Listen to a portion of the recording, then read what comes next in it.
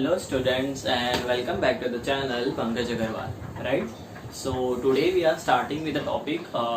हम लोग ने टॉपिक ऑलरेडी कर लिया है. हम लोग प्रॉब्लम सेट के सम्स करने वाले हैं of the chapter called as linear equation in two variables of mathematics part 1 Maharashtra state board का of 10th standard. Right?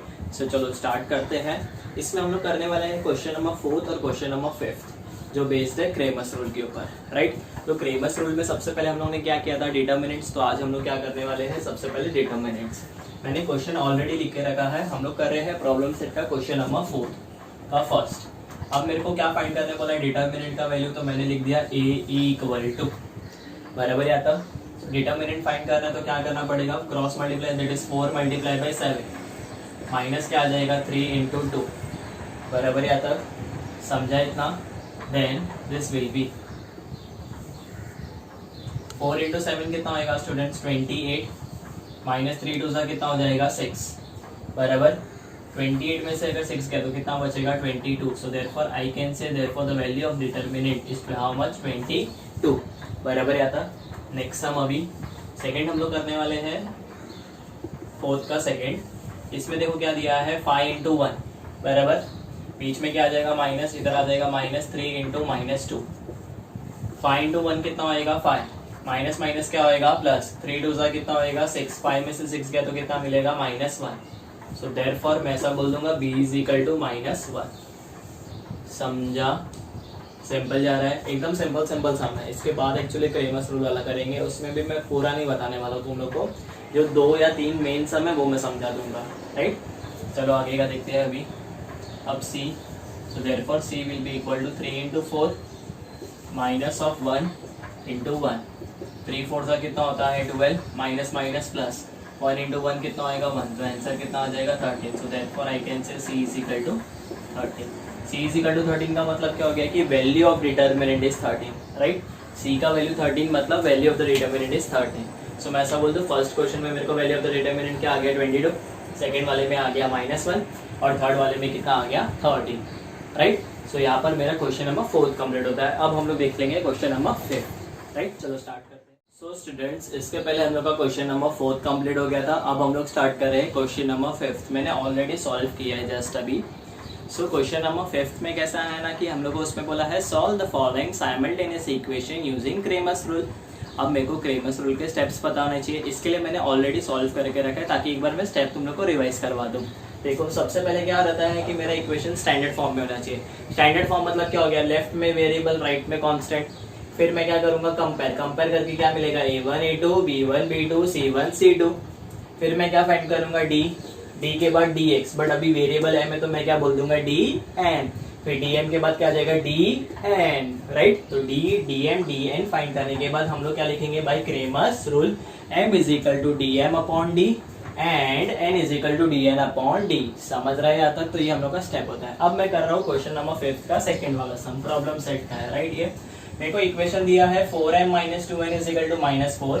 Second equation दिया है 4m plus 3n is equal to 16. Right? So अब हम लोग क्या करेंगे, मैंने इक्वेशंस को ऊपर नीचे लिख दिया. उसके बाद मैंने कंपेयर किया. यहाँ पर वेरिएबल m है तो इधर भी m और n होना चाहिए. राइट? सो यहाँ पर कंपेयरिंग देखो किसके साथ कर रहा हूँ मैं, a1m plus b1n is equal to c1. यहाँ पर कर रहा हूँ मैं a2m plus b2n is equal to c2 बराबर. यहाँ तक अब कंपेयर होने के बाद उसके बाद हम लोग क्या करते हैं, यहाँ पर आ जाएगा a1 a2 फिर आ जाएगा b1 b2 फिर आ जाएगा c1 c2. समझा? देन d फाइंड करेंगे, दैट इज d मतलब क्या होता है डिटर्मिनेंट बराबर. यहाँ तक तो यहाँ पर a1 a2 b1 b2 d find किया. सो a1 a2 के जगह क्या आ जाएगा 4 4, b1 b2 के जगह क्या आ जाएगा -2 और 3 बराबर. तो यहाँ से मेरे को किसका वैल्यू मिल गया d का. जैसे ही मैंने d फाइंड किया अब हम लोग क्या फाइंड करेंगे dm बराबर. यहाँ तक तो अब dm कैसे फाइंड करते हैं वो देखते हैं. dm मतलब क्या होता है डिलीट m बराबर. तो m को हटाना है मतलब ये वाले लाइन को हटाना है. तो a1 a2 को अगर मैं हटाऊंगा तो उसके जगह क्या लिखूंगा c1 c2 बराबर. फिर क्या आ जाएगा यहाँ पर b1 b2, c1 c2 का वैल्यू पुट करूंगा, b1 b2 का वैल्यू पुट करूंगा और साइमल्टेनियस क्रॉस मल्टीप्लाई करके सॉल्व कर. तो इसका आंसर क्या आ गया 20. d फाइंड हो गया, dm फाइंड हो गया. आप क्या फाइंड करेंगे dn.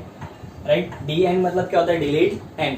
तो n को हटाना है मतलब b1 b2 को हटाना है तो उसके जगह क्या लिखूंगा c1 c2. तो राइट मैंने c1 c2 लिख दिया बराबर. यहाँ तक अब डी एन आ जाएगा, समझा। तो डी एन फाइंड हो गया, तो मेरा आधा सम कंप्लीट हो गया ऑलमोस्ट। अब लास्ट स्टेप क्या बचा है, मैं क्रेमर्स रूल। उसका मतलब क्या होता है पता है कि जो मैंने डी फाइंड किया, जो मैंने डी एम फाइंड किया, जो मैंने डी एन फाइंड किया, वो अब यूज कैसे करेंगे वो देखते हैं। सो अभी by Cramer's rule M is equal to D M upon D, बराबर यहाँ तक। फिर यहाँ पर एम का वैल्यू, डी एम का वैल्यू पुट किया, डी का वैल्यू पुट किया, कैंसिलेशन हो गया। यहाँ पर N is equal to D N upon D, बराबर। तो एन की जगह मतलब जो जो वैल्यूज पता था वो पुट किया, और यहाँ पर क्या आ गया, एन का वैल्यू, बराबर यहाँ तक। मतलब मेरे को दोनों का वैल्यू मिल गया। अब मेरे को चेक करना है कि वेदर आंसर राइट है कि रॉन्ग। तो उसके लिए मैं क्या करूंगा पता है, यहाँ पर मेन क्वेश्चन में पुट करूंगा, एम के जगह तुम लोग 1 पुट करो और एन के जगह तुम लोग 4 पुट करो, राइट। सो 4 1 जा 4, 3 4 जा 12, 12 प्लस 4 विल बी 16। समझ रहे हैं यहाँ तक। So this was our Cramer's rule, that is question number 5 का सेकेंड। समझा, नेक्स्ट करते हैं चलो। So this is question number 5 का फर्स्ट। चलो फटाफट सॉल्व कर लेंगे with the help of Cramer's rule, right. मैं इक्वेशंस को लिख रहा हूँ, तो सबसे पहले लिख दूंगा मैं 6x minus 3y equal to -10। यहाँ पर मैं लिख दूंगा 3x प्लस 5y, तो -8, उधर जाके क्या आएगा +8, बराबर। समझा यहाँ तक। तो ये चीज इंपॉर्टेंट ध्यान में रखना, राइट, कि मेरा वेरिएबल किधर होना चाहिए, लेफ्ट में, और मेरा कांस्टेंट किधर होना चाहिए, राइट में। समझा, ये दो चीज इंपॉर्टेंट होना चाहिए, याद रखना है। अब मैं इसको कंपेयरिंग करूंगा, सो डायरेक्टली आई विल राइट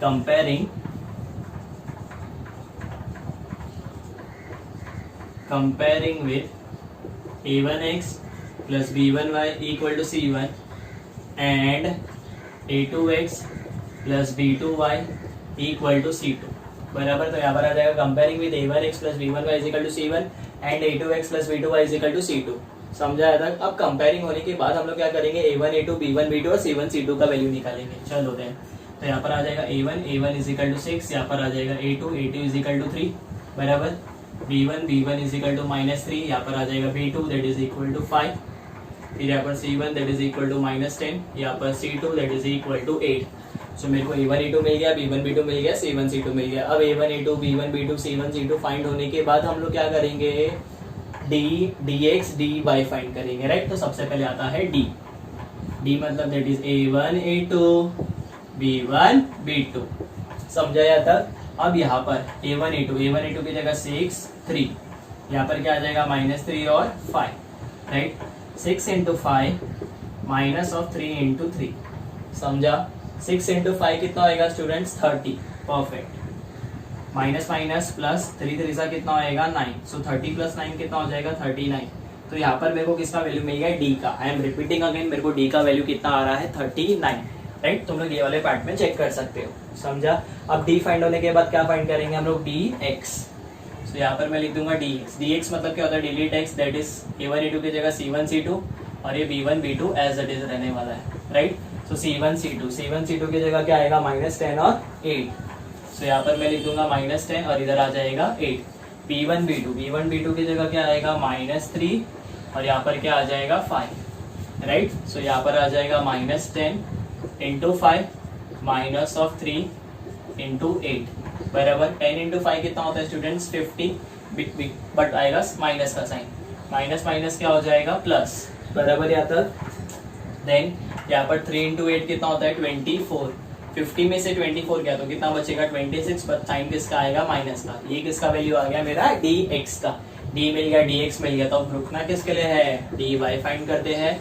तो यहाँ पर आ जाएगा a1 a2 as it is, b1 b2 की जगह क्या आ जाएगा c1 c2। समझा यहाँ तक, इतना क्लियर है। अब उसके बाद हम लोग क्या करेंगे पता है, तो यहाँ पर dy equal to a1 a2 ना। सो a1 a2 की जगह क्या लिखूंगा मैं, उसका वैल्यू क्या है वो 6 और 3, राइट। c1 c2 उसके जगह क्या लिखूंगा -10 और 8, बराबर यहाँ तक क्लियर है इतना। अब यहाँ पर देखो 6 इंटू 8 -10 इंटू 3, 6 इंटू 8 कितना होता है 48, माइनस माइनस प्लस 10 इंटू 3 कितना होता है 30, this will be how much 78। So dy is equal to कितना आ गया 78। तो मेरे को d का वैल्यू मिल गया, मेरे को dx भी मिल गया, मेरे को dy भी मिल गया। अब लास्ट में क्या यूज करूंगा मैं, बाय क्रेमर्स रूल, एग्जैक्टली। सो क्रेमर्स रूल क्या बोलता है हम लोग को, सबसे पहले आता है x is equal to dx upon d। dx कितना है -26, d कितना है 39, राइट। सो यहाँ पर 39 पुट कर दूंगा, 13 का टेबल आना चाहिए। 13 वन जा 13, 13 टू जा 26, 13 टू जा 26, 13 थ्री जा 39। तो यहाँ पर किसका वैल्यू आ गया मेरे पास, x का। अब मेरे को किसका वैल्यू निकालना है, y का, राइट। सो y के लिए क्या निकालेंगे, y is equal to D Y upon D. So y is equal to D Y यहाँ पर कितना आ रहा है 78। सो यहाँ पर आ जाएगा 78 अपॉन डी, डी कितना आ रहा है 39। So 78 upon 39, y is equal to कितना आ जाएगा 2। So I can say x is equal to minus 2 upon 3 and y is equal to 2 is the solution set for the given simultaneous equation। समझा, clear है ये वाला सम। अब next sum देख लेते हैं हम लोग। क्वेश्चन नंबर 5 का 5 देखते हैं। चलो अभी अगर देखोगे क्वेश्चन नंबर 5 का 5, यहाँ पर तो इक्वेशन दिया ही नहीं है बराबर। मतलब मेरे को सबसे पहले इसमें क्या करना पड़ेगा पता है, इक्वेशन को फ्रेम करना पड़ेगा। Yes exactly. अब इक्वेशन हम लोग कैसे फ्रेम करते हैं वो देखते हैं, राइट। इसमें हम लोग इक्वेशन फ्रेम कैसे करेंगे पता है, मैं कोई भी दो इक्वेशंस को कोई भी दो रेशियोज को कंसिडर करूंगा साथ में। जैसे फॉर एग्जांपल ये दो रेशियोज है, ये दो रेशियोज हो गया, या तो लास्ट का दो रेशियोज हो गया, ऐसा बराबर। चलो स्टार्ट करते हैं। सो यहाँ पर कंसिडर लिख दूंगा मैं सबसे पहले, consider x plus Y minus 8 upon 2 equal to X plus 2y minus 14 upon 3 बराबर यहाँ तक। अब मैं यहाँ पर क्या कर दूंगा, क्रॉस मल्टीप्लाई। तो यहाँ पर आ जाएगा 3 into X plus Y minus 8 equal to 2 into X plus 2y minus 14 बराबर इतना। यहाँ पर क्या आ जाएगा 3x प्लस 3y माइनस 24, इधर क्या आ जाएगा 2x प्लस 4y माइनस 28। समझा यहाँ तक। अब इसके बाद क्या करेंगे पता है, x वाले वेरिएबल्स को एक साइड, कांस्टेंट को एक साइड। तो यहाँ पर 3x minus 2x right plus 3y minus 4y equal to minus 28 plus 24। 3x plus 2x गया तो इधर क्या बचेगा x minus Y is equal to minus 4। Equation number 1। Equations का नंबरिंग एक्चुअली इंपॉर्टेंट नहीं होता है, बट हम लोग नंबरिंग इसके लिए कर रहे हैं ना, बिकॉज हम लोग को एक सेकंड इक्वेशन और मिलने वाला है, दैट्स व्हाई। समझा यहाँ तक। चलो अब स्टार्ट करते हैं सेकंड इक्वेशन के लिए। सेकंड इक्वेशन के लिए मैं इसको कंसिडर कर लूंगा, सेकंड वाले रेशियो को और थर्ड वाले को। तो I will write also x plus 2y minus 14 upon 3 equal to 3x minus Y upon 4। Right यहाँ तक समझा इतना। अब मैं क्रॉस मल्टीप्लाई करूंगा, 4 into X plus 2y minus 14 equal to 3 into 3x minus Y. समझ रहे हैं ये राइट स्टूडेंट। तो यहाँ पर आ जाएगा 4x plus 8y minus 56, 9x minus 3y। समझा इतना। अब प्लस 9x इधर आके क्या हो जाएगा माइनस 9x, तो this will B 4x minus 9x बराबर। अब इसके बाद हम लोग क्या करेंगे पता है, plus 8y plus 3y। Plus कैसे हुआ पता है, ये माइनस 3y इधर आके क्या हो गया plus, right.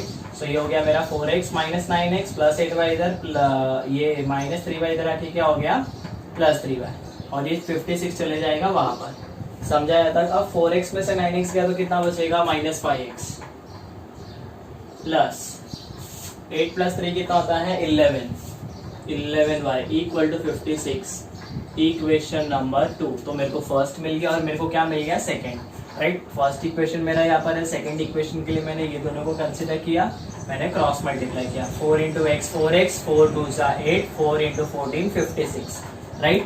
3 3 9, 3 into Y 3y। आगे पीछे सॉल्विंग करके मेरे को मिल गया सेकंड इक्वेशन। अब मैं करूंगा कंपेयरिंग, तो मेरे को मिलेगा a1 a2 b1 b2 c1 c2 ऐसा। समझा। चलो स्टार्ट करते हैं। यहाँ पर मैं डायरेक्टली कंपेयरिंग लिख दूंगा, comparing with a1x plus b1y equal to c1 and a2x plus b2y equal to c2। समझ रहा है यहाँ तक। अब ध्यान दे रहा, यहाँ पर a1 कितना आ जाएगा पता है, यहाँ पर जो मिला है 1। फिर b1 देखो कितना आ जाएगा -1। फिर c1 कितना आ जाएगा -4 बराबर यहाँ तक।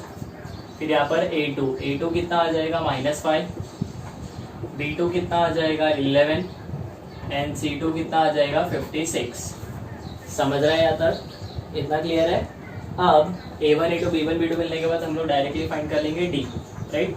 अब मैं तुम लोग को डी यहाँ पर डायरेक्टली बता रहा हूँ, तुम लोग फुल स्टेप करके करना, like A1 A2 B1 B2 अब तक हम लोग ने किया है, इसके लिए मैं भी डायरेक्ट बता रहा हूँ वाले स्टेप में। तो यहाँ पर 1 - 5 इधर आ जाएगा -1 और 11, तो यहाँ पर 1 × 11 minus of 1 × -5, 11 1 × 11 minus minus plus 5 1 × 5, 11 में से 5 गया तो 6, right. So therefore D is equal to कितना आ गया 6, समझ रहा है। अब इसके बाद क्या निकालेंगे डी एक्स मतलब क्या होता है स्टूडेंट्स, डिलीट एक्स, राइट, समझ रहा है इतना। सो इसके बाद हम लोग क्या करेंगे dx निकालने के लिए, dx मतलब क्या होता है पता है, डिलीट x, मतलब x के जगह पे क्या आ जाएगा स्टूडेंट्स कांस्टेंट। तो ध्यान देना, मैं यहाँ पर 1 और -5 की जगह लिखूंगा -4 और 56, बराबर यहाँ तक समझा। देन यहाँ पर आ जाएगा -1 और 11 एज इट इज, क्लियर है यहाँ तक। -4 × 11 यहाँ पर आ जाएगा -1 × 56, -4 × 11 कितना आएगा -44, बराबर minus minus plus 1 × 56 will be 56, 56 में से 44 गया तो कितना बचेगा 12, तो dx का वैल्यू कितना आ गया 12, साइन रहेगा प्लस बिकॉज साइन किसका बड़ा है 56 का। dx निकालने के बाद क्या निकालूंगा मैं dy, dy मतलब क्या होता है डिलीट y, राइट। तो ये 1 और 5 एज इट इज रहेगा, दैट इज 1 और -5, इसके जगह पे क्या आ जाएगा पता है -4 और 56, समझा। So this will B 56 × 1 minus of 4 × -5, तो 56 × 1 कितना होता है 56 माइनस माइनस प्लस और ये minus as it is 4 5 are 20, 56 में से 20 गया तो 36, तो dy कितना आ जाएगा 36, राइट। अब मैं क्या लिख दूंगा by Cramer's rule, by Cramer's rule x is equal to dx upon d, y is equal to dy upon d, बराबर यहाँ तक। तो x is equal to dx upon d, dx कितना है स्टूडेंट्स, देखो यहाँ पर कितना मिला है 12 और d कितना मिला है 6, तो यहाँ पर आ जाएगा 12/6 that is x is equal to 2, y is equal to 36/6 that is y is equal to कितना हो जाएगा स्टूडेंट 6, तो x का वैल्यू 2 और y का value 6 is the solution set for the given simultaneous equation, समझा ये वाला सम। इसमें क्या इसमें खाली एक पार्ट अलग क्या था पता है, स्टार्टिंग में इक्वेशन नहीं गया था मेरा, स्टार्टिंग का पार्ट पूरा इक्वेशन फ्रेमिंग में गया है, मतलब ये स्टेप एक्स्ट्रा आया है, बाकी पूरा सम आगे क्या है same, right. So this was our question number 5 का 5, समझा ये वाला पार्ट। अब नेक्स्ट सो स्टूडेंट्स अब हम लोग कर रहे हैं क्वेश्चन नंबर 5 का 3rd, राइट। अब क्वेश्चन नंबर 5 के 3rd में क्या करना है वो देख लेते हैं, सिंपल सम है, बस खाली यहाँ पर नीचे फ्रैक्शन आ रहा है, इसके लिए थोड़ा सा ये हो जाएगा कॉम्प्लिकेटेड। चलो फ्रैक्शन हटा लेते हैं पहले, तो मैं फर्स्ट इक्वेशन को करूंगा कंसीडर, मैंने लिख दिया 3x - 2y = 5/2, अभी जो नीचे 2 हो वो इधर आके क्या हो जाएगा मल्टीप्लाई, तो 2 3 6x - 4y = 5, इक्वेशन नंबर 1, समझाया तब।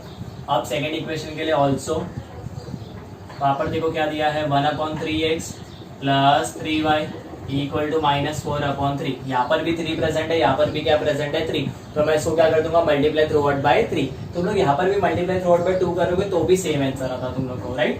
सो आई विल राइट